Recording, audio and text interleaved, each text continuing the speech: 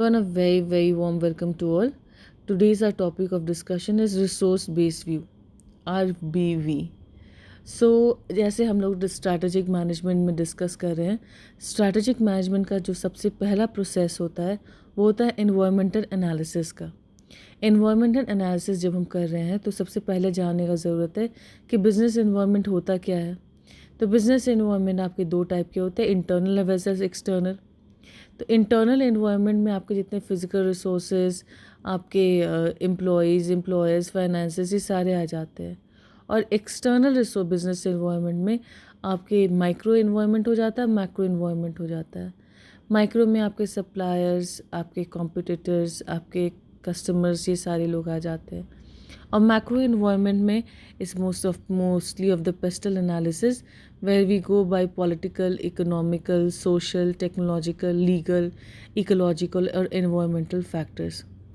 So in one video we've already discussed in detail that what are the various techniques which are available for analyzing the external business environment.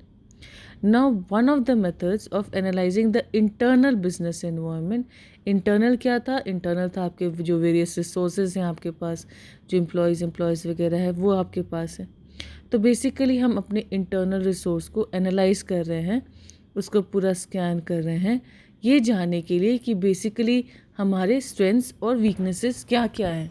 क्योंकि जब हम internal analysis करते हैं, business analysis करते हैं, तो we come to know about the various strengths and weaknesses. So one of the methods of doing internal business analysis is resource based which is also known as RBV. It is a model that sees resources as key to superior firm performance. If the resource exhibits VRIO attributes, the resource enables the firm to gain and sustain competitive advantage. तो ये resource based view क्या बोलता है कि अगर किसी भी organisation के पास इनफ रिसोर्सेज हैं, सिर्फ रिसोर्सेज नहीं हैं, वो रिसोर्सेज जो VRIO एट्रीब्यूट्स उनके पास है, जिन लोगों के पास ऐसा होता है वो लोग बेसिकली एक कॉम्पिटिटिव एज प्रोवाइड करते हैं। कॉम्पिटिटिव एज मीनिंग क्या कि किसी तरह से वो अपने कंपटीशन से किस तरीके से बेहतर है। तो the various resource based view में बहुत सारी चीज़ें। Then what is VRIO, right? So let's continue. It's like RBV is an approach to achieve competitive advantage that emerged in 1980s and 1990s after the major works published by Vernal Felby, The Resource-Based View of the Firm, Prahlad and Hamel, The Core Competency of the Corporation, Barney J, Firm Resources and Sustained Competitive Advantage and others.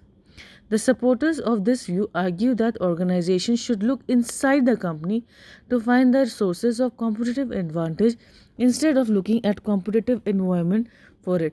तो जो resource based view वाले जो thinkers हैं वो ये बोलते हैं कि अगर हमें जानना है कि हम कहाँ स्टैंड करते हैं, अगर हम जानना है कि हमें जानना है कि किस तरीके से हम बेहतर हो सकते हैं, तो इंस्टेड ऑफ लुकिंग आउटसाइड, चारों तरफ देखने के बदले, एक्सटर्नल एनवायरनमेंट के बदले, हम किस लेवल के, what are my strengths and weaknesses, मेरे क्या रिसोर्सेज है, उसको हम एनालाइज करें.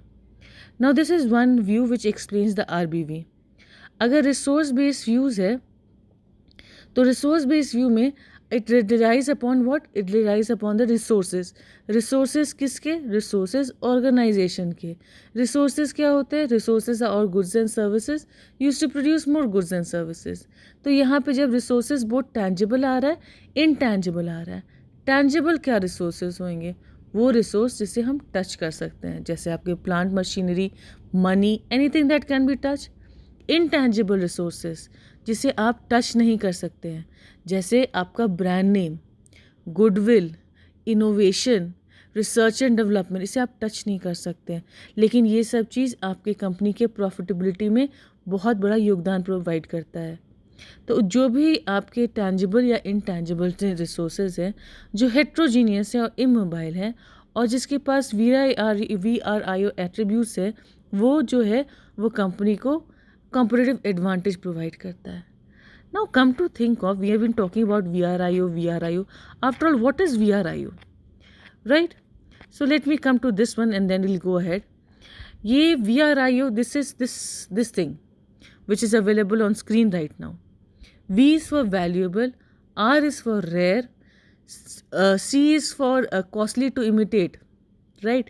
कि कितना जल्दी उसको आप कॉपी कर सकते हैं, and O is for organisation. तो अगर आपके पास कोई भी रिसोर्सेज है, what are the various resources, will just discuss. तो अगर कोई भी रिसोर्सेज है आपके पास, तो क्या वो वैल्यूएबल है, क्या वो कीमती है, क्या वो वैल्यूएबल है? अगर नहीं है तो वो कंपटीशन वाइज आपके लिए एक डिसएडवांटेज प्रूव कर सकता है. ठीक है, वो आपको कॉम्पिटिटिव एडवांटेज नहीं प्रोवाइड करेगा. लेकिन अगर वो वैल्यूएबल है तो क्या वो रेयर है? रेयर मतलब कि बहुत कम मिलने वाला अद्भुत चीज़. क्या वो रेयर है?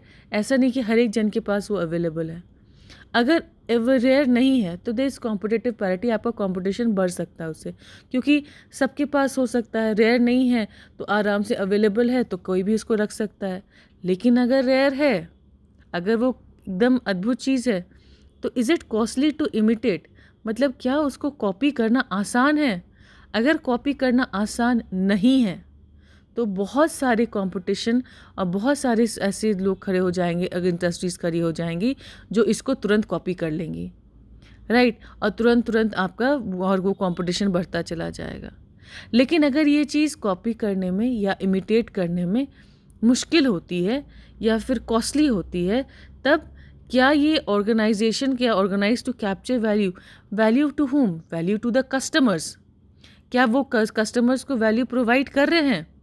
ठीक है, अगर फर्म को वो वैल्यू प्रोवाइड कर रहे हैं, अगर नहीं कर रहे हैं तो चलो रेयर है, कॉस्टली है, जल्दी इमिटेट नहीं हो रहा है, तो कुछ दिन तो वो कॉम्पिटिटिव एडवांटेज प्रोवाइड करेगा. लेकिन क्योंकि वो कस्टमर्स को वैल्यूएबल नहीं प्रोवाइड लग रहा है तो धीरे धीरे वो कॉम्पिटिटिव एडवांटेज कम हो जाएगा. लेकिन अगर वही चीज़ ऑर्गेनाइजेशन को, जो कस्टमर्स को वैल्यूएबल लग रहा है, तो it will lead to sustain competitive advantage. Sustain competitive advantage meaning लगातार in future competitive advantage will be there. So the first and the foremost question is the question of value. The resources are valuable if they help organizations to increase the value offered to the customers. This done by increasing differentiation and or decreasing the cost of the production. The resources that cannot meet this condition lead to competitive disadvantage. Already discussed. Question of rarity. क्या वो rare है कि नहीं? ठीक है. The resources that can only be acquired by one or few companies are considered rare. When more than few companies have the same resources capability, it results in competitive parity. Same rare है तो लोग करते चले जा रहे, rare है तो हमें देखना है कि वैल्यूएबल. लेकिन अगर रेयर नहीं है तो दूसरे कॉम्पिटिशन्स वाले उसको और एक्वायर कर लेंगे, और कॉम्पिटिशन्स आ जाएंगे. Question of imitability. क्या कॉपी करना आसान है? अगर कॉपी करना आसान होगा तो होगा क्या कि कुछ दिन तक तो चलो लोग, आपका वो कॉम्पिटिटिव एडवांटेज रहेगा, लेकिन वो टेम्परेरी है. तुरंत में ही ना बाकी लोग कॉपी करना स्टार्ट कर देंगे और हमें तो कोई फ़ायदा नहीं होएगा. फिर धीरे धीरे हमारा कॉम्पिटिशन बढ़ता चला जाएगा. Question of organisation. The organisation itself do not confer any advantage for the company if it is not organized. तो अपने में ऑर्गेनाइज होना चाहिए और अच्छे से वैल्यू प्रोवाइड करना चाहिए कस्टमर्स को. और अगर ये सारी चीज़ें VRIO, valuable, rare, costly, O आपका costly to imitate, VRI imitate and O your organisation, अगर ये सारे एट्रीब्यूट्स किसी भी रिसोर्सेज में होते हैं तो competitive sustain competitive advantage provide करता है.